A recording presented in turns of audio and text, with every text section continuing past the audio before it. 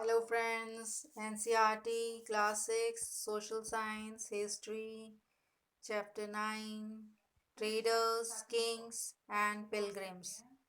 Let's recall. Question 1. Match the following. Moovendar, Cholas, Chiras and Pandavas, Lords of Dakshinapatha, Satavahana rulers, Ashwaghosha, Buddhacharita Bodhisattvas Mahayana Buddhism Xuanzang Chinese pilgrim. अध्याय 9 व्यापारी राजा और तीर्थ यात्री। आओ याद करें, जोड़े बनाएं। दक्षिणापथ के स्वामी, सातवाहन शासक, मूवेंदार, चोल, चैर, पांड्य, अश्वघोष, बुद्ध चरित, बोधिसत्व, महायान, बौद्ध धर्म, श्वेन त्सांग, चीनी यात्री। Question 2. Why did kings want to control the Silk Route? Answer. The kings wanted to control the Silk Route due to the following reasons. To collect taxes from the traders traveling along the route, to receive gifts and tribute given by the traders to the kings. Question 2. Raja silk route पर अपना नियंत्रण क्यों कायम करना चाहते थे? शासक कर के लाभ के लिए रेशम मार्ग पर नियंत्रण करना चाहते थे, क्योंकि इस रास्ते पर यात्रा कर रहे व्यापारियों से उन्हें कर, शुल्क तथा तोहफों के माध्यम से लाभ मिलता था। Question 3. What kind of evidence do historians use to find out about trade and trade routes? Answer. The historians use the following evidence to find out about the trade and trade routes.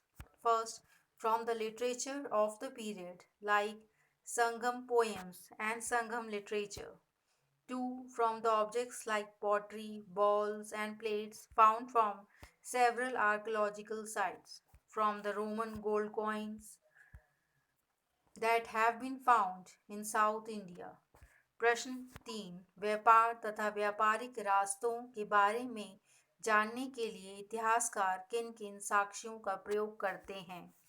इतिहासकार व्यापार तथा व्यापारिक रास्तों के बारे में जानने के लिए बर्तनों का उपयोग करते हैं। ऐसा अनुमान लगाया जाता है कि जहाँ से बर्तन बनते थे वहाँ से व्यापारी अलग अलग जगहों पर ले गए होंगे। Question 4. What were the main features of bhakti? Answer. Main features of bhakti were: bhakti is generally understood as a person's devotion to his or her chosen deity. Deities were worshipped through bhakti. Anybody, whether rich or poor, belonging to the so-called high or low caste, man or woman, could follow the path of bhakti.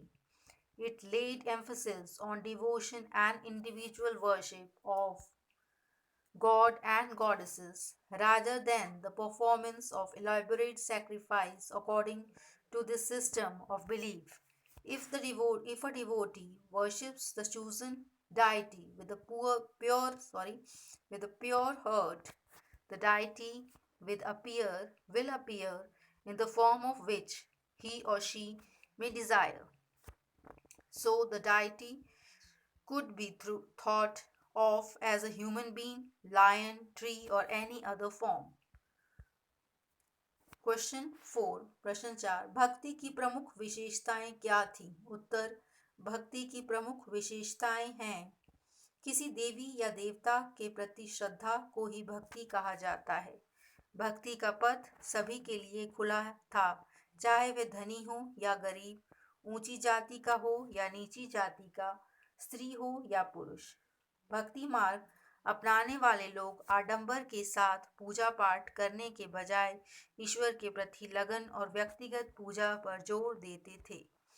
भक्ति परंपरा ने चित्रकला, शिल्पकला और स्थापत्य कला के माध्यम से अभिव्यक्ति की प्रेरणा दी थी। Question 5. This let's discuss. Discuss the reasons we Chinese pilgrims came to India. The Chinese pilgrims came to India to visit places associated with the life of Buddha as well as famous monasteries. They spent time studying in Nalanda, the most famous Buddhist monastery of the period. आओ चर्चा करें। चीनी तीर्थयात्री भारत क्यों आए? कारण बताओ। चीनी बौद्ध तीर्थयात्री फा शियन इत्सिंग और श्वेन त्सांग भारत की यात्रा पर आए थे। वे सब बुद्ध के जीवन से जुड़ी जगहों और प्रसिद्ध मठों को देखने के लिए आए थे, इसलिए वे सबसे पहले बुद्ध के जीवन से जुड़ी जगहों से परिचित हुए। वे प्रसिद्ध मठों को देखने गए। उन्होंने किताबों और बुद्ध की मूर्तियों को इकट्ठा किया। श्वेन त्सांग तथा अन्य तीर्थयात्रियों ने उस समय के सबसे प्रसिद्ध बौद्ध विद्या केंद्र नालंद विहार में अध्ययन किया। यह उस समय का प्रसिद्ध बौद्ध मठ था। Question 6. Why do you think ordinary people were attracted to bhakti? Answer. Ordinary people were attracted to bhakti because anyone, irrespective of gender, economic, and social status, could follow this path. It was a devotion to a particular deity of one's own choice. It did not require the performance of elaborate sacrifice.